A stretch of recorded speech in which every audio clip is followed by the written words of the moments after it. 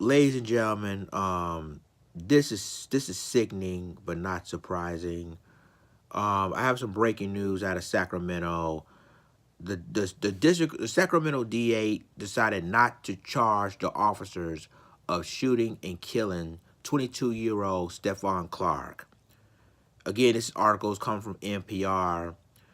Um, and it says nearly a year after Sacramento police fatally shot Stephan Clark, a 22-year-old unarmed black man who died in his grandmother's backyard, District Attorney Anne Marie Schubert announcing during a Saturday's press conference that the two officers who killed him would not face criminal charges.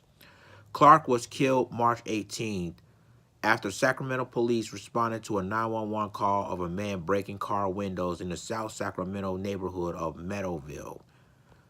Two officers pursued Clark into a backyard, which later learned was his grandmother's home, where they fatally shot at him about 20 times. After the shooting, the officers said they thought Clark had a gun, but they only found a cell phone. On Saturday, Schubert presented her office review of the case, which came to the conclusion that the two officers, who she identified as Jared Robinet and Terrence Mercado, honestly, without hesitation, believed he had a gun. Ladies and gentlemen, I'm going to stop you right there. Stephan Clark was shot in the back.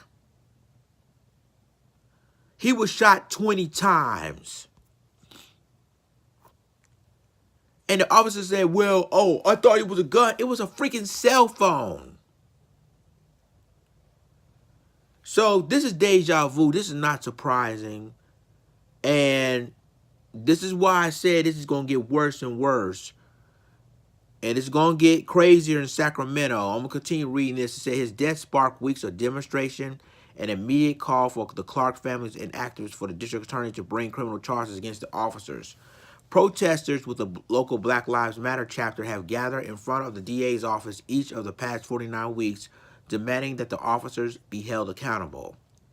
The Clark family filed a wrongful death lawsuit against the city this past January, seeking more than $20 million. That suit is ongoing. The district attorney's announcement on Saturday not to charge the officers based on a review of the Sacramento Police Department's own investigation into the shooting, which was completed in October. The California Attorney General Xavier Becerra's office is conducting an independent review of the Clark case at the request of Sacramento Police Chief Daniel Hahn. In anticipation of the DA's announcement, stakeholders across Sacramento, from social justice activists to the Clark's family, have been preparing for months, fearing it could plunge the city into a demonstration of possible riots. On Friday, at a special afternoon meeting inside City Hall, leaders from Sacramento's black community gathered with Hahn, Mayor Darrell Steinberg, and others to discuss plans on how to respond to the DA's announcement. The city is also bracing for an unrest at the state capitol on Friday. The Senate and Assembly sergeants at arms sent memos advising lawmakers and employees to avoid coming into the capitol over the weekend in anticipation of increased crowds and traffic that may occur in and around the downtown Sacramento area as a result of the announcement. Last March, after the police department released video footage from the Clark shooting, demonstrators spilled into Sacramento streets, shutting down a freeway and blocking thousands of fans from entering the Sacramento Kings game. Ladies and gentlemen, this is not surprising. And I'm going to tell you why it's not surprising. Because the DA basically knew that the officers will not be charged. But their concern is in the black community. They're always concerned about us in the black community, what we're going to do. Are we going to start riots? Are we going to do protests? If the verdict is, if the DA decided not to charge these officers. See, we as a black community, this is why I said that the ADOS is formed. And this is why Colin Kaepernick took a knee for the national anthem, because of a situation like this.